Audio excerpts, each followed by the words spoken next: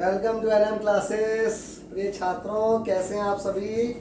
घरों पे रहो और पढ़ते रहो अच्छे से, ठीक है। और मैं देख रहा हूँ कि मेरे वीडियोस को आप बड़ा कम लाइक करते हो, बड़ा कम सब्सक्रिप्शन दे रहे हो। ये प्रिय छात्रों सब आप ही के लिए तो है ही। ये मेरे ऊपर प्रश्न चिन्ह खड़े होते हैं फिर कि आप मुझे लाइक नहीं करते, ऐसा लगता है। लेकिन मैं आपके लिए सहयोग में तत्पर हूँ। आपकी प्रशासनिक नौकरियों में उसकी तैयारी कराने के लिए मैं आपका सहयोग कर रहा हूँ, और वो भी बिल्कुल मुफ्त में। कोई आपसे दक्षिणा नहीं, बस एक ही दक्षिणा चाहते हैं गुरु कि उनका सम्मान होता है। और क्या चाहता है गुरु? जो सच्चा गुरु होगा उसे सिर्फ एक ही भूख होगी, उसका शिष्य उसे सम्मान दे। जब भी वो कहीं चयनित होकर कहीं सेवा दे रहा हो तो वह भूले ना कि हाँ, कहीं से मुझे शिक्षा प्राप्त हुई थी। यही एक आदर्श व्यक्ति की और छात्र की पहचान होती है। प्रिय छात्रों, तो मेरी आपसे आशा है कि पढ़ें आप अच्छे से, मेहनत से। और मैं, अगर आप मुझे पूरी तरीके से समर्पित आप मेरे प्रति रहेंगे क्यों, तो भी मैं आपको और पूरी तरीके से समर्पित हो जाऊंगा। ये खासियत होती है शिक्षकों की। अगर शिष्य शिक्षकों के प्रति समर्पित होते हैं, आउटपुट उधर से मिलता है, तो शिक्षक भी पूरी तरीके से इनपुट देता है।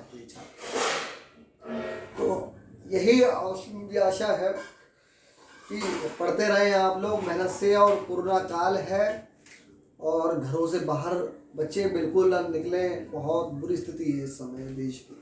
आपातकालीन परिस्थितियों से हमारा देश इस समय गुजर रहा है। प्रिय छात्र, तो आज का जो आखिरी मौर्य साम्राज्य का अध्याय होगा, और इसके साथ ही आज हमारा मौर्य काल समाप्त होगा।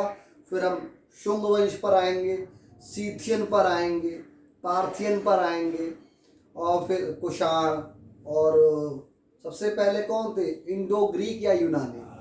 मतलब उधर हम देखेंगे तो शुंग वंश ज़्यादा समय तक नहीं रहा। तो शुंग वंश के बाद जो आए वो प्रिय छात्रों इंडो ग्रीक या यूनानी आए, ठीक है, मैसेडोनिया वाले यूनानी आए। और उसके बाद फिर आपके सीथियन, शक, पार्थियन, पहलव, और कुछ सामंती शासन भी चलता रहा बीच में। और उसके बाद प्रिय छात्रों कुषाण आए, और उसके साथ ही फिर बाद में देखेंगे कि सामंती शासन के बाद उधर फिर आपका उत्तर भारत में गुप्त काल और वाकाटक आ जाएंगे। और जैसे ही मौर्य काल विस्थापित होता है तो दक्षिण भारत में सातवाहन शासकों का उदय होता है। तो ठीक है, देखते हैं। बस मेरी आपसे यही आशा है कि मेरे वीडियोस को लाइक कर दिया करो, मुझे अच्छा लगेगा। मुझे ऐसा फिर प्रतीत होगा कि हाँ, आप कुछ पा रहे हैं। और प्रिय छात्रों, मेरी बात को आप विश्वास में मानिए कि यह जो मैं पढ़ा रहा हूँ आपको, ये सारा ही टोटल मैक्सिमम पार्ट इसमें से क्वेश्चंस पूछ चुका है आयोग। आप कोई सा भी प्रैक्टिस सेट उठा के देख लीजिए। अशोक के जो भी विस्तृत तौर पर मैंने आपको शिलालेख और अभिलेखों के बारे में जो मैंने समझाया आपको, उसमें से काफ़ी एग्ज़ाम में लास्ट ईयर, प्रीवियस ईयर जो प्रैक्टिस सेट्स या एग्ज़ाम पेपर है उनमें आयोग ने पूछा है, ठीक है प्रिय छात्रों। तो मैं आपको कोई ऐसा ज्ञान नहीं दे रहा हूँ जो आपके काम में ना हो, वही दे रहा हूँ। आप दूसरों के नोट्स देख लेना। आप बधाइयों स्तर पर कोचिंग जो इंस्टीट्यूशन है उनमें नोट्स देख लेना, और मेरे नोट्स देख लेना। बड़ी बात से तौबा नहीं कह सकता कि फिर भी काफ़ी अंतर आपको प्राप्त होगा। तो देखते हैं प्रिय छात्रों, आज की जो मौर्य काल का जो मौर्य शासन जो व्यवस्था थी उसमें बात करते हैं कोश। भाई, कोषाध्यक्ष कौन था? समनिधात्री, ठीक है, बताया था मैंने आपको लास्ट क्लास में। अच्छा हाँ, एक बात और तो रह गई। इसको शुरू उसे करने से पहले मैंने कल आपसे 2 प्रश्न पूछे थे। लास्ट क्लास में मैंने आपसे 2 प्रश्न पूछे थे और किसी छात्र ने उन 2 प्रश्नों का उत्तर ही नहीं दिया। भाई ये क्या है, ये समझ में नहीं आया मेरे।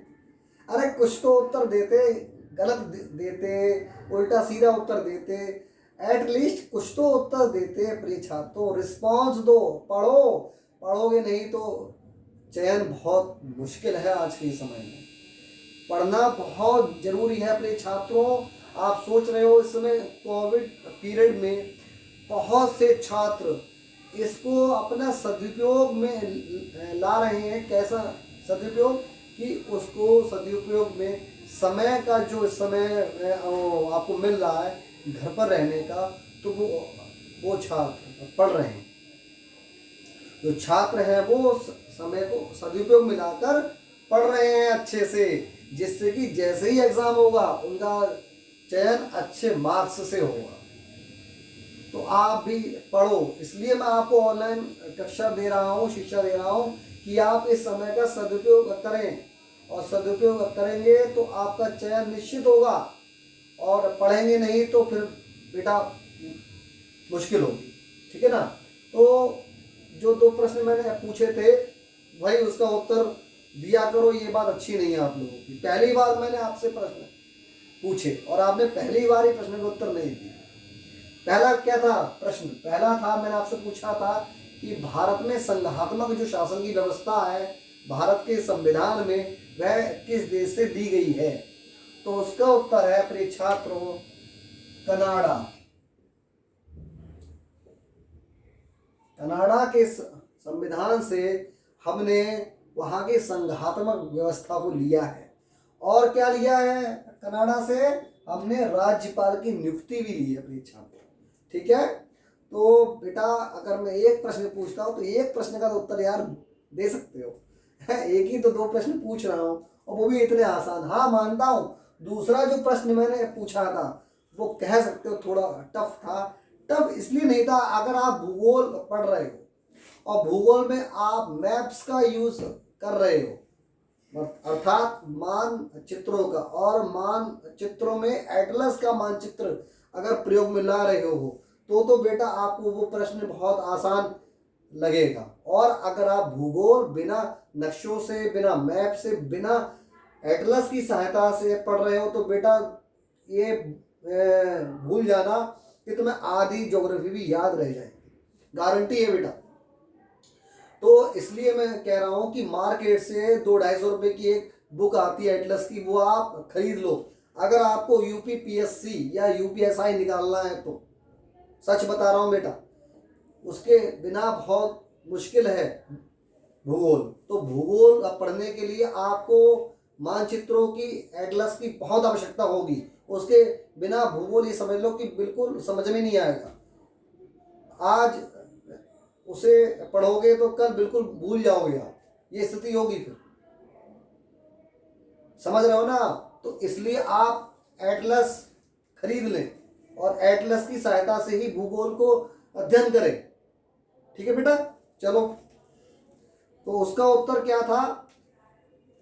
ऐसा कौन सा देश था जिससे 0 देशांतर, ठीक है, और कर्क रेखा गुजरती है, मतलब आपस में दोनों मिलती हैं? तो बेटा वो देश जो है वो अफ्रीका महाद्वीप का देश है, उसका नाम है अल्जीरिया। क्या नाम है बेटा उसका? अल्जीरिया। तो अल्जीरिया एक ऐसा देश है जिससे 0 देशांतर और कर्क रेखा वहां दोनों मिलती है। केवल एक अकेला देश है वो विश्व में, इसलिए यह प्रश्न महत्वपूर्ण है और आज तक एग्जाम में शायद नहीं भी आया है, तो आ सकता है, इसलिए मैंने आपको बताया। क्योंकि आयोग अब ज़्यादातर जो क्वेश्चन आए हुए हैं रिपीटेड, उनको कम पूछता है, उससे लिंक्ड पूछता है, ठीक है। चलो अब आते हैं अपने मौर्य साम्राज्य पे भैया।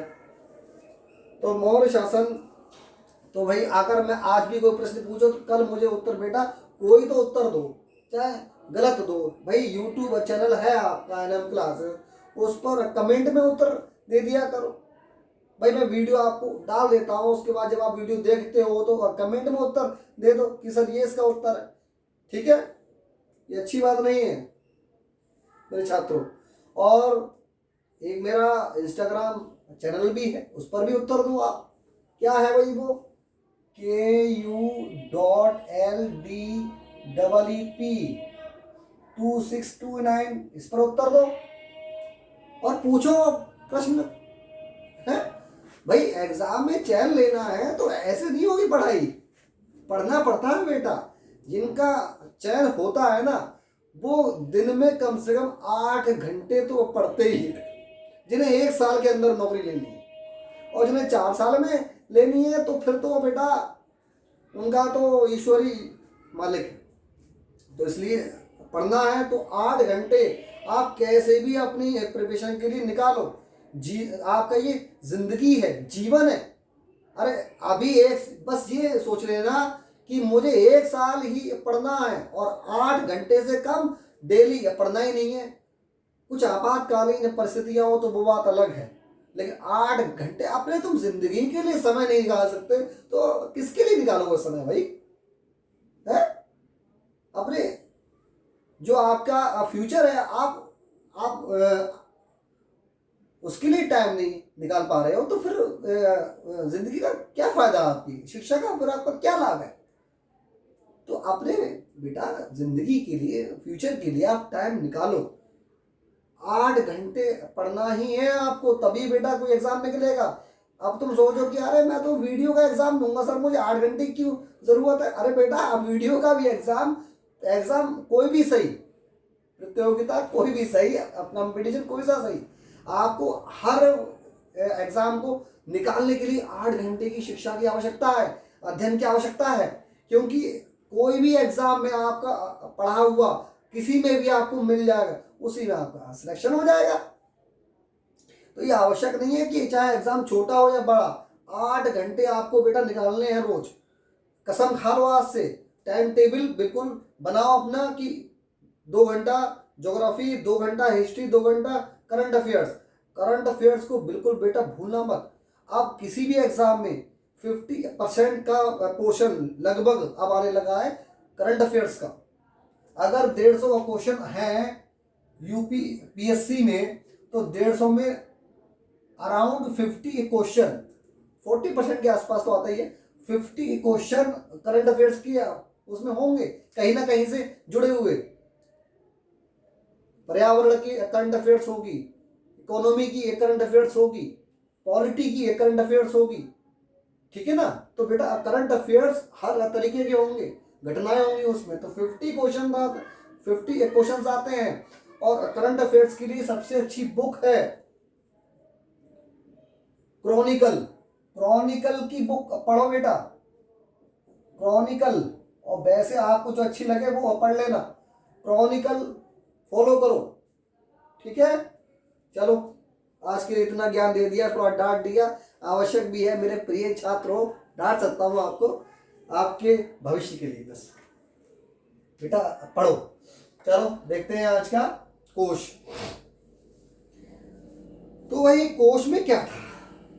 कोश में से जिन्हें वेतन वगैरह दिया जाता था तो उस समय जो प्रचलन था प्रिय छात्रों, वो सैनिकों और अधिकारियों को नगद वेतन दिया जाता था, ठीक है।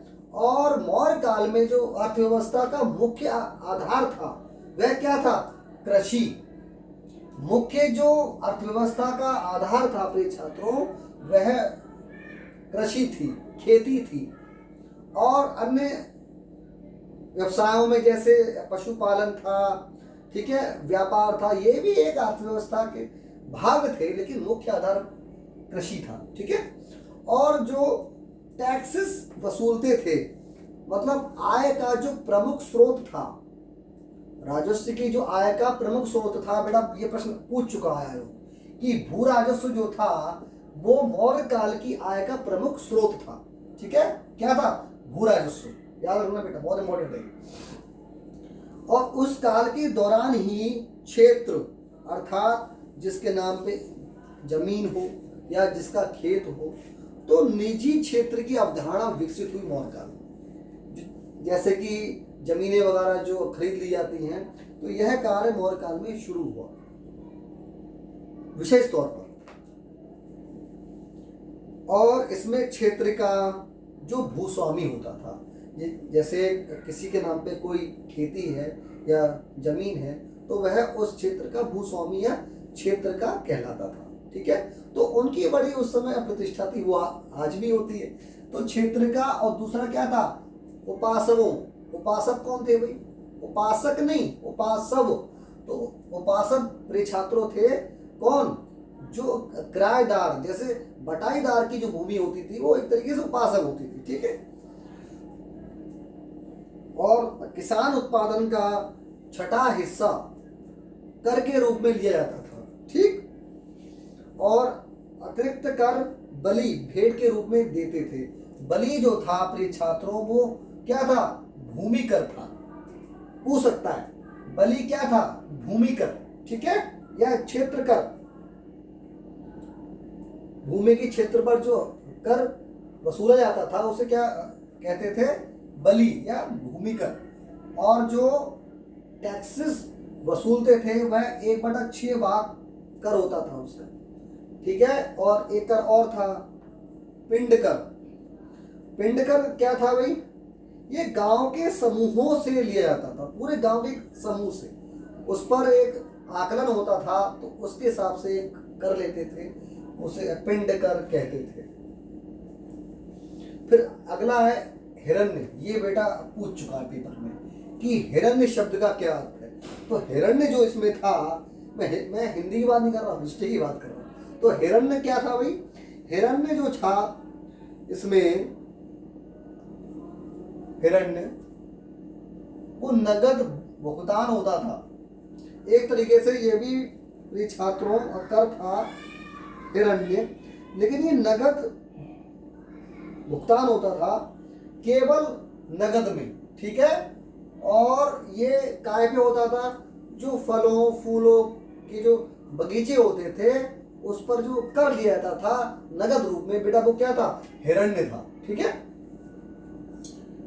और भूमि कर कुछ अधिकारी नियुक्त थे जो भूमि कर वसूलते थे।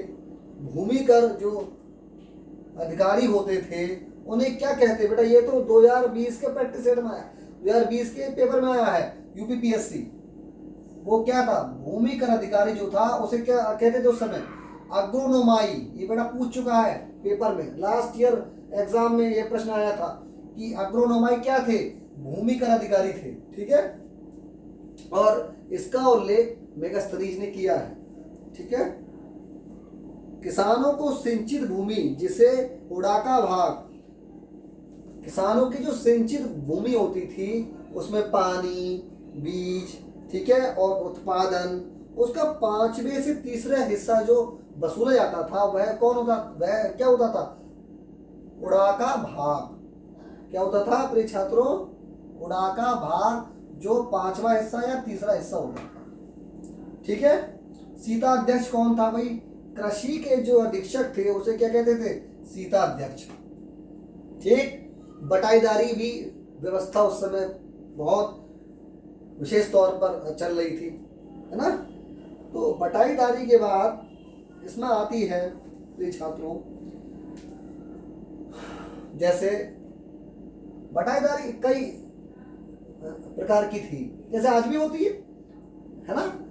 आधे पे होती है, 1/4 पे होती है। ऐसे ही प्रिय छात्रों उस समय बटाईदारी जो थी वो अर्धशीतिका, अर्धशीतिका का यहाँ अर्थ है 1/2 भाग, जो आज भी विद्यमान है। गांव में हमारे साइड में होती है अर्धशीतिका, तो 1/2 भाग। और दूसरा सोवन वीरो पाजविन, ये खेती का चौथाई या 5वां हिस्सा, 1/4 भाग या 1/5 भाग लिया जाता था, ठीक। उत्पादन का चौथा या 5वां हिस्सा। अच्छा, करों की गैर अदायगी मामले में भूमि छीनने का कोई उल्लेख नहीं मिलता है। मौर्य काल में अगर ऐसा नहीं था कि आपने कर नहीं दिया तो आपकी भूमि छीन लेते थे, ऐसा उस समय नहीं था, ठीक है। भूमि छीनने का कोई उल्लेख नहीं मिलता है। प्रणय, प्रणय क्या था? ये कौटिल्य ने इसका उल्लेख किया है प्रणय का।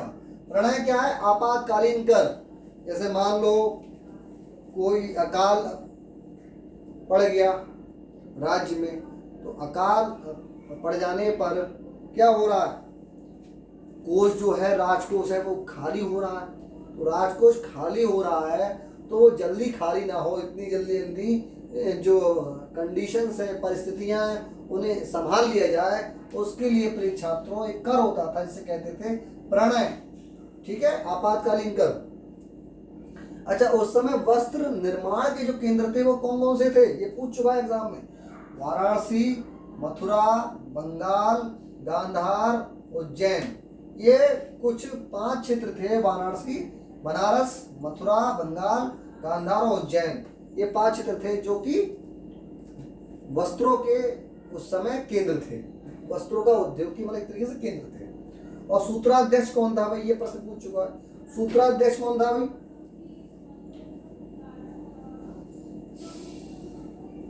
वस्त्र कार्यशाला को जो अध्यक्ष होते थे वो कौन होते थे प्रिय छात्रों, सूत्राध्यक्ष। ठीक है, और आकाराध्यक्ष ये भी पूछ चुका है। आकाराध्यक्ष कौन था भाई, आकाराध्यक्ष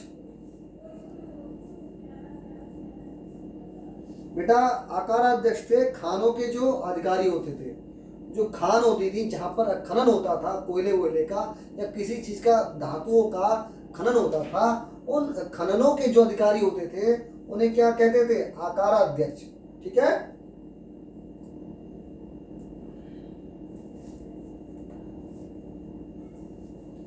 और उत्तर पश्चिम अगर हम भाग में हम देखेंगे तो बेटा व्यापार का जो मुख्य केंद्र था वो था तक्षशिला। क्या था, तक्षशिला। व्यापार का उत्तर और पश्चिम क्षेत्र में भारत का जो क्षेत्र मतलब व्यापार का जो केंद्र था उस समय तक्षशिला था। और पूर्व में हम देखेंगे तो क्या था, ताम्रलिप्ति, जो आज का पश्चिम बंगाल है, तामलुक क्षेत्र है। और पश्चिम में अगर हम देखेंगे तो भरूच था, बंदरगाह। कहाँ पर है ये आज के समय में, गुजरात। ठीक है, और शिल्प गतिविधियां भी राज्य के लिए राजस्व का बड़ा स्रोत थी। ठीक है, अर्थशास्त्र में दिहाड़ी मजदूर, अर्थशास्त्र में दिहाड़ी मजदूर को कर्मकार, बंधुआ मजदूर और गुलाम मजदूर को दास और अहितका। भाई देखो, अहिताका क्या था, जो गुलाम जो मजदूर होते थे, दिहाड़ी जो मजदूर होते थे प्रिय छात्रों, जो बंधुआ मजदूर होते थे, उस समय उन्हें अहिताका कहा जाता था। अर्थात दास प्रथा उस समय भी प्रचलित थी। व्यापारियों का एक संयुक्त संघ होता था बेटा, ये तो एग्जाम में आ चुका। व्यापारियों का संयुक्त जो संघ होता था उसे क्या कहते थे, गिल्ड या श्रेणी, ये पूछ चुका है। और उनकी जो भी समस्याएं होती थी वो आपस में ही निपटा लेते थे। जो भी व्यापारियों की आपस में समस्या होती थी बेटा, वो गिल्ड और श्रेणी का जो अध्यक्ष होता था उसके साथ बैठकर वो समस्याएं निपटा ली जाती थी। ठीक है, और उनका जो प्रतिपादक होता था वो उनमें ज्येष्ठक होता था। ठीक है, अगला है इसमें कुछ कि जो कुछ महत्वपूर्ण अधिकारी थे, उनमें पहला है पणाध्यक्ष। पणाध्यक्ष भाई कौन था, व्यापार मूल्य निर्धारण और राज्य द्वारा चलाई जाने वाली निर्माण इकाइयों द्वारा उत्पादित वस्तुओं की बिक्री के प्रभारी अधिकारी होते थे पणाध्यक्ष। ठीक है, संस्थाध्यक्ष कौन थे भाई, ये बाजार का अधीक्षक था। ठीक है ना बेटा, संस्थाध्यक्ष जो था वो बाजार का अधीक्षक था। रूप दर्शक, ये बेटा लास्ट ईयर पेपर में आया था, 2 प्रश्न आए थे, रूप दर्शक और अग्रोनोमाई, ये वाला भूमिकर अधिकारी। ठीक है, और ये रूप दर्शक, ये कौन होता था भाई, सिक्कों का निरीक्षक। ठीक है, पौटवाध्यक्ष कौन था भाई, पौटवाध्यक्ष था बेटा मानकीकृत भार और माप का अधिकारी, ये पौटवाध्यक्ष उस समय होता था। ठीक है, और स्तंभ 3 में उल्लेख है, क्या उल्लेख है भाई, कि रानी कौरवकी द्वारा आम के पेड़ उद्यान व खेतों में जो उपहार का उल्लेख करता है, जबकि बरावर और नागार्जुनी पहाड़ियों के जो अभिलेख हैं वो सम्राट अशोक और उसके उत्तराधिकारी दशरथ द्वारा आजीविक तपस्वियों को गुफाओं के उपहार का वर्णन करते हैं। ब्राह्मणों की संतानों व अपंग व्यक्तियों को, मतलब देखो भाई, ब्राह्मणों की जो संतानें थी, मतलब उनकी पूरी पीढ़ियां,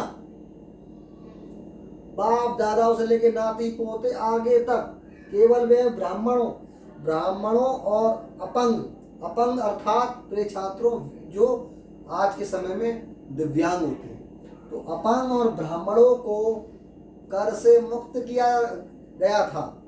उन्हें कोई कर नहीं देना होता था, किसी भी क्षेत्र का, ना भूमि कर, ना किसी भी प्रकार का बलि कर, बेटा कोई कर इन लोगों को देना ही नहीं होता था, ब्राह्मणों और अपंग को। ठीक है। अच्छा, उस समय जो सिक्के चलते थे वो कौन से थे? छिद्रित चांदी के सिक्के थे प्रचलन में, जो थे वो छिद्रित चांदी के सिक्के होते थे, जिन पर मोर, पहाड़ियों और शासन के प्रतीकों की आकृतियां बनी हुई होती थी। ठीक है। अब देखते हैं हम दंड बल, न्याय या शक्ति। दंड बल यहाँ पर क्या है? ये विभाग था बेटा न्याय और शक्ति का। तो इसमें सबसे बड़ा जो न्याय का अधिकारी था वह स्वयं में सम्राट होते थे। ठीक है। तो सम्राट जो था वो सर्वोच्च अधिकार था उसका न्याय के लिए। ठीक है। और उस समय न्यायाधीशों को धर्मास्थ भी कहा जाता था, लेकिन अशोक के अभिलेखों में, किसके अभिलेखों में? अशोक के अभिलेखों में महामात्रों का नाम जिक्र होता है। मतलब जहां न्यायाधीश को वह धर्मास्थ कहा जा रहा था, वहां अशोक के समय या अशोक के अभिलेखों में महामात्र कहा जाता था। ठीक है। अच्छा, फिर उसके बाद थे प्रादेशत्री। प्रादेशत्री भाई कौन थे? ये वे अधिकारी थे बेटा जो अपराधियों का दमन करते थे। अपराधियों का दमन करने वाले कौन थे? प्रादेशत्री। ठीक है। बंधनगार क्या था इस समय? बंधनगार था कारागाह। कारागृह जो आज होते हैं कारागाह, वो कौन थे? बंधनगार। चरका क्या होता था इस समय? पुलिस हवालात को कहते थे चरका। ठीक है। और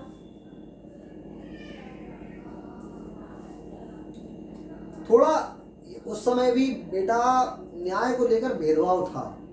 वादी के वर्ण के हिसाब से ही न्याय होता था उस समय भी। कहते हैं कि मौर्य काल में भेदभाव कम था, लेकिन हाँ बिंदुसार चाणक्य के समय था। मतलब वो नहीं था जो वैदिक काल में उतना था, लेकिन क्योंकि चाणक्य की थोड़ी सी प्रवृत्ति थी वर्ण में भेद की।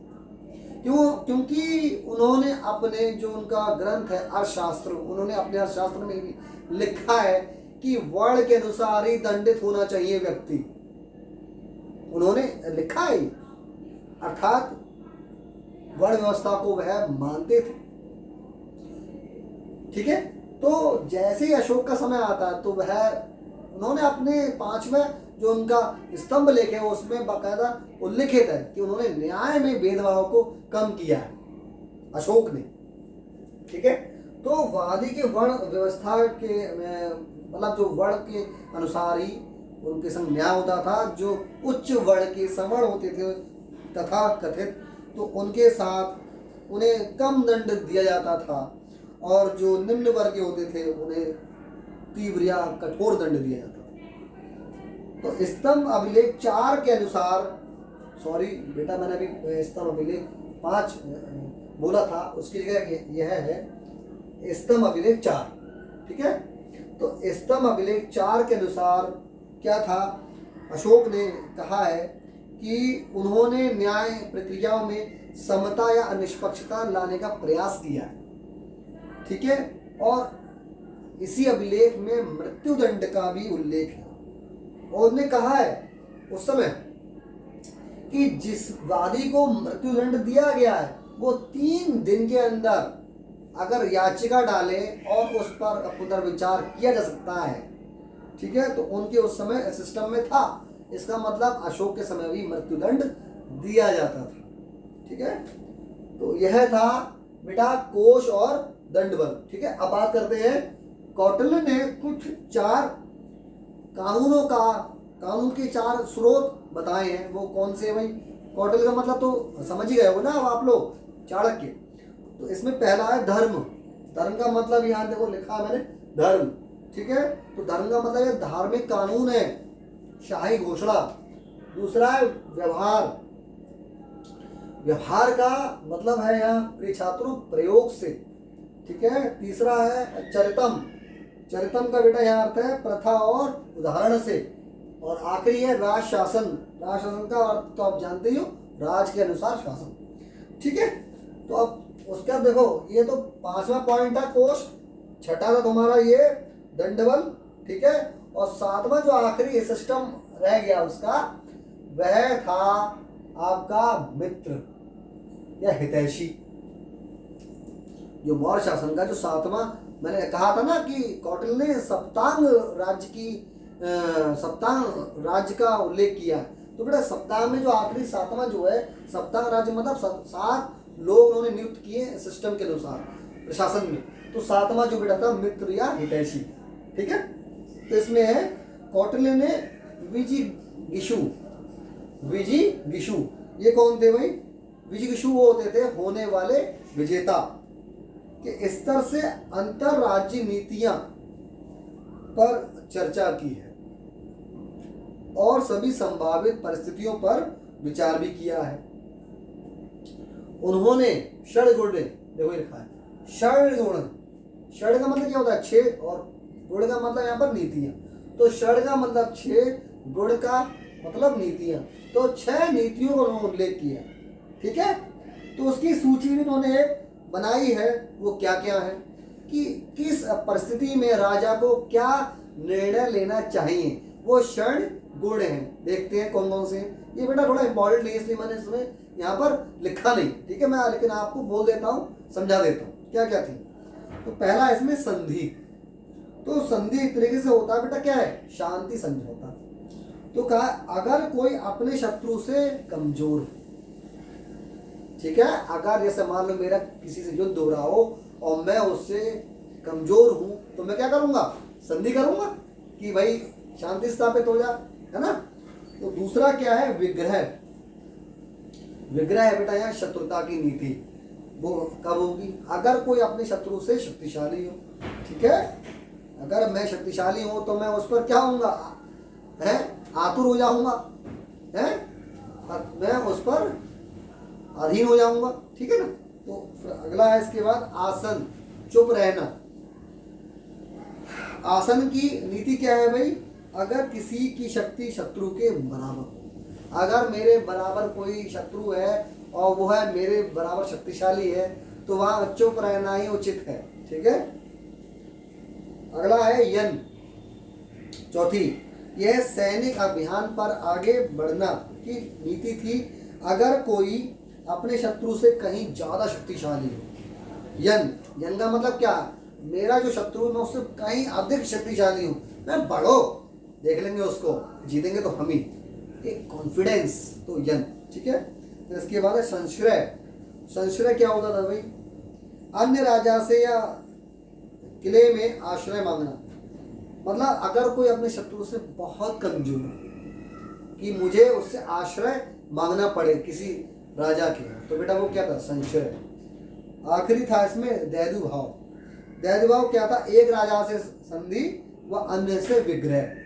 मतलब क्या है? अगर मैं थोड़ा कमजोर हूं तो वो कहते ना है कि दुश्मन का वो, अगर दुश्मन का दुश्मन वो कौन हुआ? हमारा दोस्त है। तो उसमें क्या हुआ? मतलब एक राजा से संधि हो गई जो उसका दुश्मन है, और वो हमारा भी क्या है? शत्रु है। तो उससे हमारी क्या हुई? आपस में है संधि, और जो हमारा शत्रु उससे क्या हो गया? विग्रह, ठीक है। तो ये क्या था बेटा? दैवी भाव, मतलब 2 भाव, ठीक है। इसमें है मौर्यों के विभिन्न यूनानी साम्राज्यों और दक्षिणी एशियाई देशों के साथ भी गहरे कूटनीतिक संबंध थे। मतलब यूनानियों के साथ भी और दक्षिण एशियाई जो देश थे उनके साथ भी उनके कूटनीतिक अच्छे संबंध थे, ठीक है। संभवतः इसके लिए उनके पास विदेशी मामलों का पूर्ण विकसित विभाग था। अर्थशास्त्र में कुछ राजनयिक पदों का उल्लेख है, वो मैंने यहाँ लिखे बेटा। पहला इसमें देखो, कहाँ गया, यहाँ रहा, ये रहा, ठीक है। पहला है बेटा निसरी हर्था दत्त, तो वह है भाई क्या थे ये, निसरी हर्था दूत थे बेटा, निसरी हर्था दूत। ये कौन थे, संपूर्ण राजदूत होते थे, उन्हें क्या कहा जाता था, निसरी हर्था दूत, संपूर्ण राजदूत। उसके बाद थे परिमित तादूत, परिमितार्थ दूत। ये कौन थे भाई, समझौता वार्ता में आदेश से परे नहीं जा सकते, तो मैंने क्रॉस यहाँ लगा दिया है कि आदेश से परे नहीं जा सकते। वो कौन थे, जो समझौता हो गया वही हो गया, अब इससे हम बाहर नहीं आएंगे। तो बेटा वो कौन थे, परिमितादूत, ठीक है। और आखिरी थे शासन हरादूत, ये मैं लिखा, शासन हरादूत बेटा कौन थे, विशेष संदेश वाहक जो होते थे वो शासन हरादूत होते थे, ठीक है। तो अब बात करते हैं मौर्य समाज की। समाज में क्या उस समय व्यवस्था थी, तो वही वर्ण व्यवस्था का अस्तित्व बना रहा, ठीक है। ब्राह्मण क्षत्रियों का जो सामाजिक अनुक्रम का प्रभुत्व था वो बना रहा भी उस समय भी। हाँ, इतना जरूर हुआ कि जो वैश्य लोग थे या शूद्र लोग थे उनके साथ थोड़ा व्यवहार उचित होने लगा, थोड़ा भेदभाव कम, और शूद्रों की भी सामाजिक स्थिति में सुधार आया, ठीक है। अब शूद्र अब कृषि शिल्प गतिविधियों में भाग ले सकते थे, ठीक है, या इनमें शामिल हो सकते थे। लेकिन इस काल में जो अछूत थे, मैंने कहा था ना कि वैदिक काल में वो 4 व्यवस्था तो है, लेकिन एक जो उसके बाद का बेटा समय आया था उत्तर ऋग्वैदिक काल, तो उसमें 5वीं एक व्यवस्था आई थी, वो थी अछूत, तथाकथित अछूत, अनटचेबल। उसमें क्या थे, जो चांडाल वगैरह होते थे, चांडाल है, श्वापक, चांडालों का काम क्या था, लाशें वाशें जलाने का जो काम होता था वो चांडाल लोगों का था। और श्वापक कौन थे, जो कुत्तों के प्रजनक होते थे, ठीक है बेटा।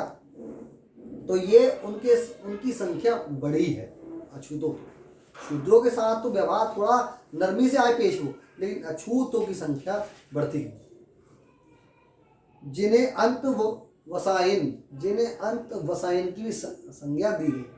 भाई ये क्या थे अंत वसाइन, यह था बेटा कि जिनके घर बिल्कुल आखिरी में होते थे, जिनका जो निवास होता था बिल्कुल अंत में होता था, कि उसे कोई उसके मार्ग से भी ना गुजर पाए या उससे कोई देखे भी ना। जो आज भी आपने देखा होगा, मैं इसके लिए सॉरी पहले से बेटा बोल रहा हूँ, कि आपने गांव में देखा होगा जो निचले तबके के लोग हैं तथाकथित, और उनके आपने मोहल्ले या गांव में घर देखे होंगे, वो बाहर की साइड ही आपको मिलेंगे। तो बेटा ये पुरानी व्यवस्था के अनुसार है, आज भी आप देखना।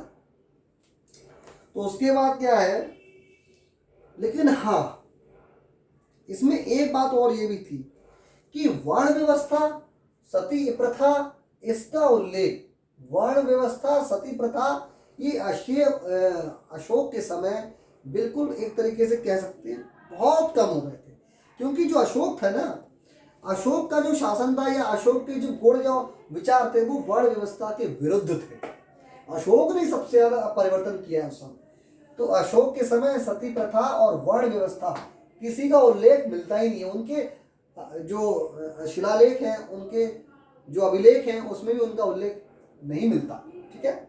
और दास प्रथा का अस्तित्व बना रहा है, ठीक है। तो बेटा ये था मौर्य समाज। फिर इसमें आखिरी है बेटा मौर्य कला और वास्तुकला।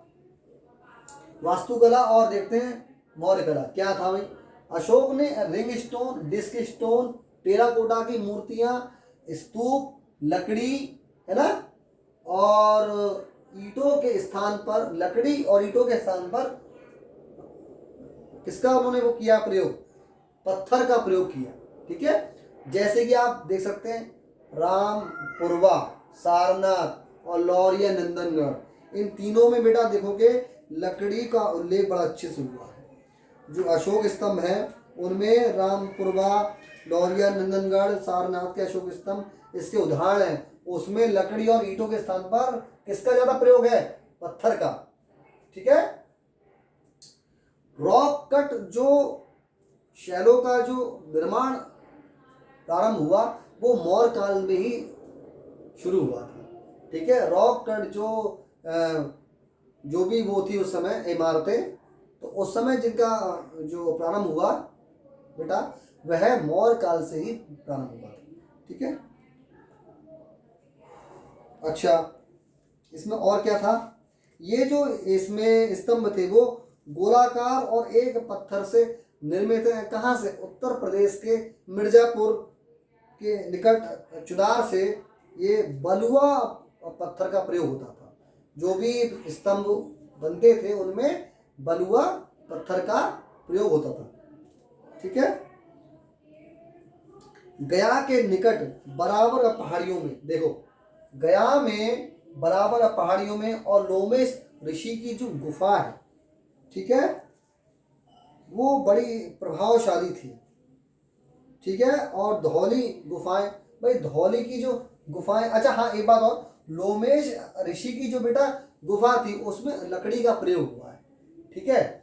अच्छा अब बात करते हैं धौली गुफा की। धौली गुफा जो थी बेटा वो भुवनेश्वर के निकट, कहाँ पर थी? उड़ीसा में, जो आज भी है इसका। आप कहीं जैसे घूमने जाए तो आप उसे देख सकते हैं। तो उसमें क्या है, उसमें हाथी की का जो मुख है, हाथी का जो अग्रभाग है, जो चेहरा है, वह उसकी गुफा के बिल्कुल फ्रंट पर है, ठीक है। तो वहां पर क्या हाथी का अग्रभाग है। कौन सी है उसमें बेटा गुफा? धौली गुफा। बोध गया स्थित महाबोधि मंदिर का प्रसिद्ध वज्रासन, ठीक है, बड़ा देखने लायक है, वो भी मौर्य काल से ही संबंधित है। पत्थर व टेराकोटा की मूर्तियां, देखो पत्थर और टेराकोटा की जो मूर्तियां हैं, पॉलिश किए गए पत्थर से बनी एक स्त्री की मूर्ति, ठीक है, जिसे दीदारगंज यक्षिणी, वो पॉलिश की गई एक नारी की उसमें मूर्ति है, जिसे दीदारगंज दक्षिणी या दीदारगंज यक्षिणी है। तो उसमें क्या है, वह दीदारगंज यक्षिणी की मूर्ति में ऐसा क्या है, वह बेटा प्रजनन की देवी है। तो प्रजनन से यहाँ तात्पर्य है कि जो जल, वृक्षों, वनों, ठीक है, जंगलों और उर्वरता से संबंधित की देवी है, ठीक है। उनके नाम से भी जानते हैं किन्हें? दीदारगंज यक्षिणी को, ठीक है। लोहानीपुर पटना से प्राप्त क्या हुआ है, देखो ये लिखा, लोहानीपुर पटना से क्या प्राप्त हुआ है? एक नग्न पुरुष धड़ की मूर्ति, नग्न पुरुष का एक धड़, उसकी मूर्ति प्राप्त हुई है लोहानीपुर पटना से, ठीक है। कंगनहल्ली, ये पूछ चुका है एग्जाम में, कंगनहल्ली से क्या प्राप्त हुआ है? कंगनहल्ली कहाँ था? कर्नाटक, जो सन्नाटी के निकट है, वहां से एक अभिलेख भी बेटा प्राप्त हुआ है, सन्नाटी अभिलेख, मैंने लास्ट क्लास में आपको बताया भी था। तो कंगनहल्ली में, कर्नाटक में सन्नाटी के निकट क्या प्राप्त हुआ है? अशोक का पत्थर का चित्र, ठीक है, भी वहां से प्राप्त हुआ है। और जो 3 क्षेत्र थे, तक्षशिला, वाराणसी और उज्जैन, ये बेटा शिक्षा के बहुत बड़े विश्वविद्यालय थे उस समय। कौन से? 3, तक्षशिला, वाराणसी और उज्जैन, ये उस समय शिक्षा के विश्वविद्यालय थे। यहाँ पर उस समय बौद्ध शिक्षा का बड़ा अध्ययन उस समय होता था, और बाहर से विद्यार्थी आते थे, चीन वगैरह से, वहां से बड़ा विद्यार्थी आते थे। चाणक्य तक्षशिला में प्रोफेसर थे, ठीक है। साहित्य के क्षेत्र में हम देखते हैं तो भद्रबाहु का कल्पसूत्र जो है वो मौर्य काल की विशेषताओं से संबंधित है, ठीक है। अच्छा हाँ, गया की लोमेश, जो मैं आपको पहले भी बता चुका हूँ, गया की जो लोमेश ऋषि की जो गुफा है और सुदामा गुफा जो है, वो भी बेटा कहाँ पर है? गया में ही है। तो वो जो है वो लकड़ी की बनी हुई है, ठीक है, ये उनकी विशेषता है, ठीक। और उस समय छिद्रित सिक्कों का इस्तेमाल होता था। छिद्रित सिक्के ज्यादातर बेटा उस समय चांदी के होते थे। अभी सोने के सिक्कों का कहीं जिक्र नहीं हुआ अभी तक। मैंने आपको इतिहास में बताया, कहीं भी अभी तक सोने के सिक्कों का जिक्र नहीं हुआ है, अब जब शुंग वंश के बाद जैसे ही हमारे मतलब बैक्टीरियाई ग्रीक आएंगे, इंडो ग्रीक आएंगे, मतलब यूनानी आएंगे, तो वही सोने का सिक्का वहीं से प्रारंभ होगा। उन्होंने सोने के सिक्कों का भारत में प्रारंभ किया था। ठीक है। NBPW बर्तनों का भी इसमें इस्तेमाल मिलता है। तो प्रिय छात्रों, अभी आप ये लोग अभी मतलब यह जो बोर्ड पर लिखा हुआ आप उसे लिख लें। तो मैं थोड़ा आपको समय दे देता हूँ, आप इसको लिखना चाहो तो लिख सकते हो। ठीक है, काफी इतना समय वीडियो पॉज करके आप लिख सकते हो। अरे वीडियो पॉज करने के लिए इतना समय तो सफिशिएंट है ना बेटा। ठीक है, चलो अब थोड़ा इसमें बेटा और रह गया। हम आज पूरी मतलब आज की क्लास में मौर्य साम्राज्य को समाप्त कर देता हूं। मैं नहीं चाहता मैं इसकी एक क्लास और दूं, क्योंकि थोड़ा रह गया बस।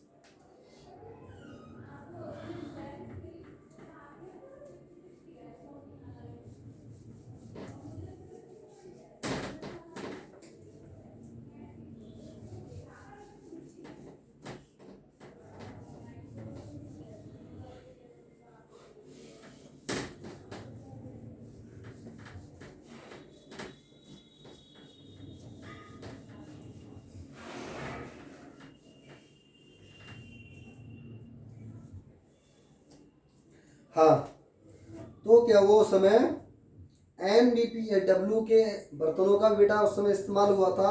और बोगरा जिला, बोगरा जिला जो आज का क्या है, बांग्लादेश। ठीक है, और शिशुपालगढ़,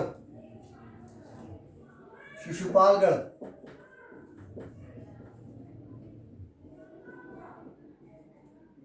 उड़ीसा में था बेटा उस समय। ठीक है, और अमरावती ये तो आज भी है, आंध्र प्रदेश। ठीक है, आंध्र प्रदेश की बेटा क्या है, भावी राजधानी अमरावती। ठीक है, तो आंध्र प्रदेश, यहां से तीनों जगह से, और एक क्षेत्र और था बेटा कर्नाटक। यहां से बेटा NBPW के बर्तनों के टुकड़े और छिद्रित सिक्कों के प्रमाण मिले हैं।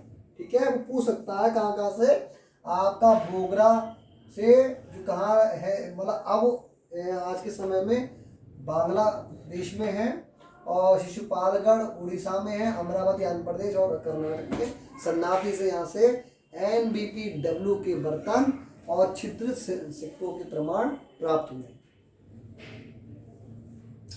मेगास्थनीज ने पाटलिपुत्र के मौर्य महल के वैभव का वर्णन किया है।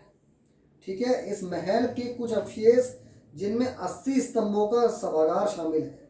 इस महल में क्या कितने वो थे सभागार है, 80 सभागार थे। कितना बड़ा महल होगा। ठीक है, इसका उल्लेख किया है। और पटना के निकट कुमराहर, कुमराहर से यह प्राप्त हुआ है भाई। कहाँ पर था ये, पटना के निकट था। ठीक है, और इन सभी का उल्लेख किसने किया, मेगास्थनीज ने। ठीक है प्रिय छात्रों, और ऐसा भी माना जाता है कि मौर्य कला पर एक्मेनिड या फारसी प्रभाव था। एक्मेनिड या फारसी प्रभाव था। ठीक है प्रिय छात्रों, क्योंकि अशोक के शिलालेखों का आकार और शैली फारसी सम्राट डेरियस के शिलालेखों के समान है। ठीक है, वास्तव में लिपि और दिपि शब्द जो थे वो अशोक व डेरियस दोनों ही के शिलालेखों में मिलते हैं। ठीक है, अशोक और डेरियस के, डेरियस नाम याद रखना बेटा, डेरियस। ठीक है, ये कौन थे, फारसी सम्राट थे। मौर्य स्तंभों में आधार नहीं। ठीक है, अधिकतर फारसी स्तंभों की लंबी धारीदार सतह है, जबकि मौर्य स्तंभों की सतह कैसी है? चिकनी है। मौर्य में जो मतलब मौर्य काल के जो भी स्तंभ जो भी बने हुए हैं वहां से मिले हैं, उनकी जो बेटा सतह है वह कैसी है? चिकनी है।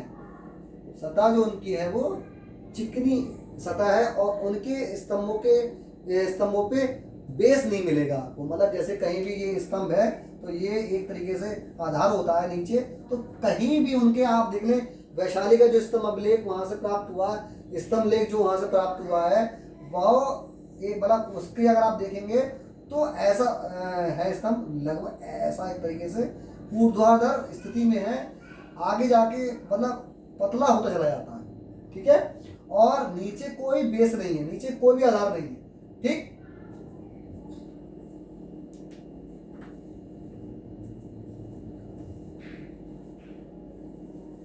उत्तर पश्चिमी सीमा मार्ग की सुरक्षा की उपेक्षा मौर्यों को महंगी पड़ी।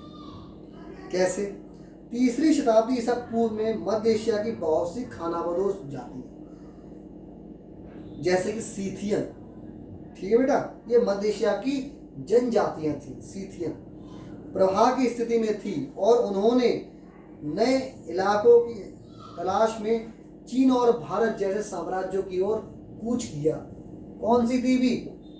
सीथियन थी बेटा। ये सीथियन जो थे वो शक थे। ठीक है, तो सीथियन जो लोग थे वो मध्य एशिया से उस समय भारत की ओर कूच कर रहे थे, क्योंकि उत्तर पश्चिम की जो सीमा का क्षेत्र था वो पूर्ण रूप से सुरक्षित नहीं था। ये तो बेटा सत्य है।